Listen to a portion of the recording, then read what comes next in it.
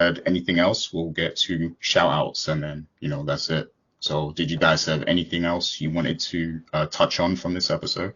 Go Well, ahead, remember, not from this episode, but from in general, Richard, I know you wanted to bring up the Courtney Kemp situation. Oh, yeah, Yes. the news. Oh, right. yeah, The news. we're going to talk about that briefly for those of you who don't know. And how I found out the news, Courtney Kemp sent out a tweet a few days ago saying that she has signed a 8-figure deal with Netflix. And I must admit, I'm a little ignorant because I've never heard of an 8-figure deal. And Yeah. I've heard 6-figure. I've never heard of 8 figures. So I was like, wow, that's a lot of money. Yeah, that's a whole lot of money. So It's the same deal that they gave Shonda. Yeah, you said Shonda and Ryan Murphy, right? Mm-hmm. Okay, see, so that's great. So how this impacts Power is she's still going to be the executive producer on the shows, but she is currently working on developing new shows and stuff for Netflix. So congratulations to her. That's a fantastic opportunity. I have no idea what she's making for Netflix. It's too early to really decipher that. But I'm glad to know that she's still going to be somewhat creatively involved in Power to some degree. So that's awesome.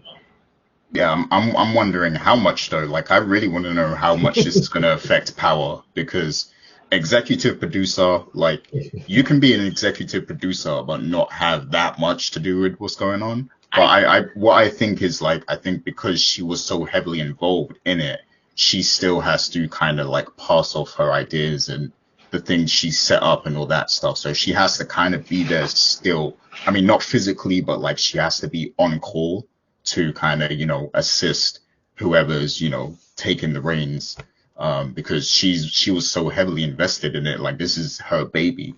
So, she kind of has to still play a small part in the future because she worked so heavily on it. So, but I do wonder if this is going to have any effect on Power in the long run.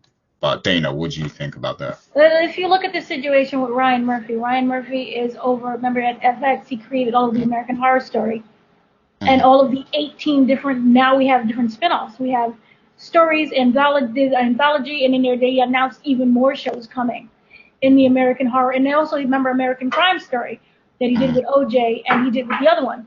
Point that I'm getting is this: he signed his overall deal with Netflix for like $100 million too. And the shows, as we've seen, he's still involved with all of the American horrors and all of the American. So it's not going to impact this at all. And also, if you look at Shonda Rhimes, when she jumped ship initially and went over to Netflix, what are we in? The 50th season of Grey's Anatomy. So it's going to be all right. Yeah, I think there'll be somewhere will be affected. Maybe not right away, but I think somewhere down the line, just because, like, it's so, do you know how hard it is to balance like multiple creative projects? And she's doing how many shows at Netflix? Like 6 or something? Like 6? How many? Well, hold on. I don't think they announced the number of shows that she's doing yet. I thought the article said she's doing X amount of stuff, like she's bringing X amount of shows or something like that. Well, I need to check that again. I know right now she is in charge of course, Power Book 2 Ghosts, Raising Kanan, right. The Tommy Show, and if the Influence Show with Terrence, with Lorenz Tate is still on, because that was not mentioned in the article. But I would assume that's still happening. Okay. Yeah. Right.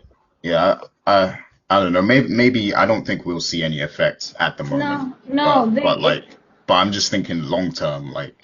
But we also have to be realistic. I don't expect all the Power shows to last forever.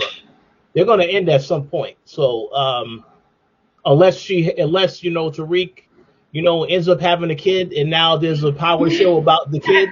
No. Yeah, I don't think that's going to happen. But it's we'll see how it happens. But yeah, I don't think it's going to impact the shows yet. But I'm curious to know what she's going to be doing for Netflix for sure. Yeah, I am curious, and I will be supporting whatever she brings to Netflix. I'll be checking it out. So. Oh yeah, 100%. And the article, no, they didn't say how many shows it was, but she did say that she was looking to move from Lionsgate, because Lionsgate's own Stars. It's there in that channel. And that she was looking, she wanted to work with new people. And the problem with Lionsgate is they underbid. Yep, that's what I was going to say. Under.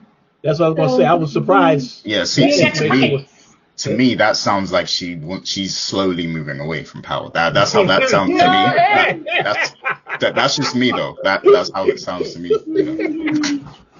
No, I mean she said new series and other projects, so that could also be movies, as well. So that and it's for a 4-year agreement. Wow. So and here's the yay for her, not for me, because my bank account is empty. After the 4-year agreement, there's a possibility of her compensation rising to 9 figures based on this success. I don't know how many numbers that is. Wow. So 9, whatever. I've never heard of these type of deals. So yeah, it's a lot. 9 figures. 9 figures. Bro, for 9 figures. For 9 figures, man, she's gonna be, man. She's saying, you know what, 50. Good luck, man. That's what she's saying. If you look, 4 Lionsgates and 4 Stars at this point, because if you really look at it, the main streaming platforms, if you got rid of Power, like just in general, Stars would be in trouble. Oh yeah. Kind of, because if you look at, remember, Netflix also signed that overall deal as well, where they took away shows that would go to, I think it was Epic, that after they go on the I'm not speaking clearly, sorry. After a movie debuts in the theater, you know how it immediately would go to streaming services, and then it would be picked up on Epic or Stars, for example. They're losing that to Netflix. Netflix got that $1 billion deal, and so that connected also to Sony. So.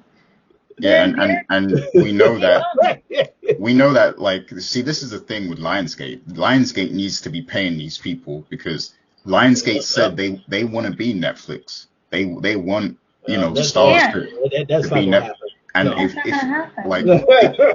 these people are putting on for Stars right now, Courtney Kemp, 50 Cent, like they are doing major things. So they need to be giving up the money like that these people need to make these shows, because they're bringing a lot of stuff. Like they got like 3 powers like come in. They got BMF. Shouts to Stars, by the way. Like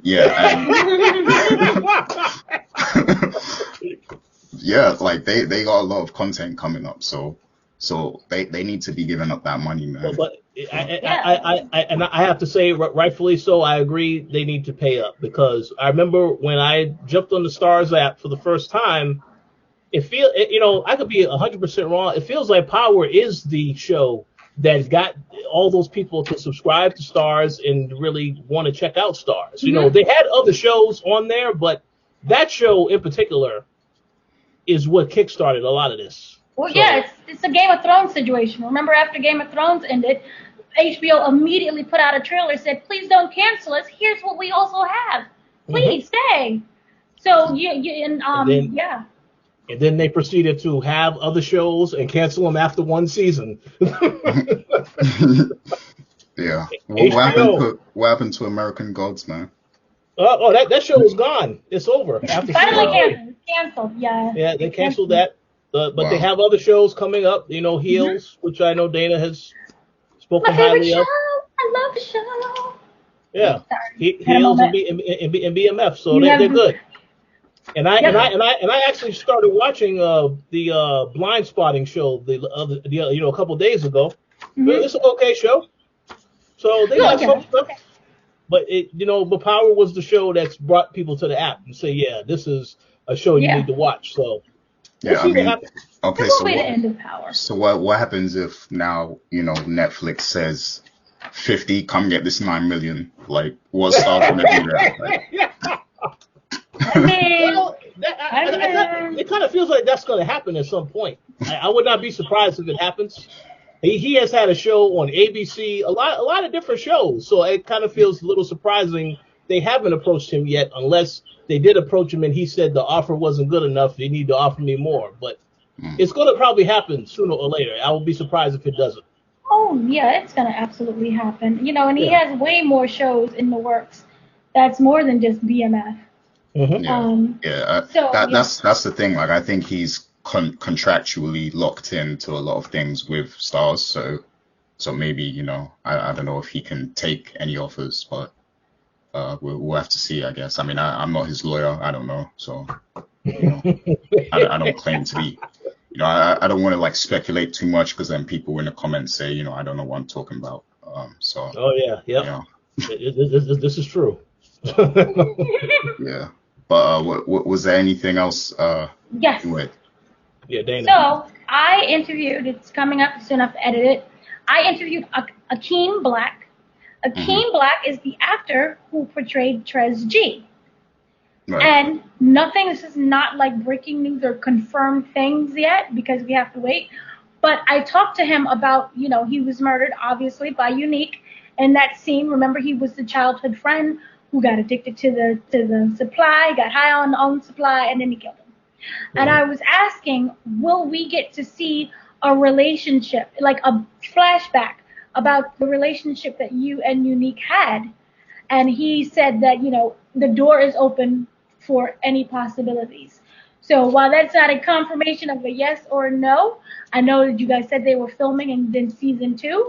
We could easily get a flashback that really showed the connection that they had. And overall, it would show the kind of relationship and personality of Unique and his backstory.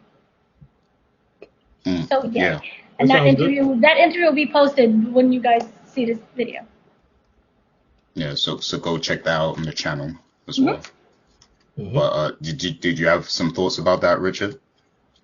Oh no, I just was curious. I'm curious to know if that flashback happens, if it's going to be a flashback of Trez G and Unique listening to a Paula Abdul song because the character loves that musician. So yeah, that was hilarious when he started singing. That was like the most gangster moment ever, and then he started singing Paula Abdul. Like that was hilarious. That was funny. Yeah. But yeah, I'm all for like these, flashbacks and seeing more insight into these characters and stuff, because they've made these characters feel very alive. So I want to see, more of their history and backstories and things of that nature. So I'd be open to seeing that for sure. I kind of think it should happen this season because like if they leave it to next season, people might not remember. Like, but yeah, like I'm all for seeing that.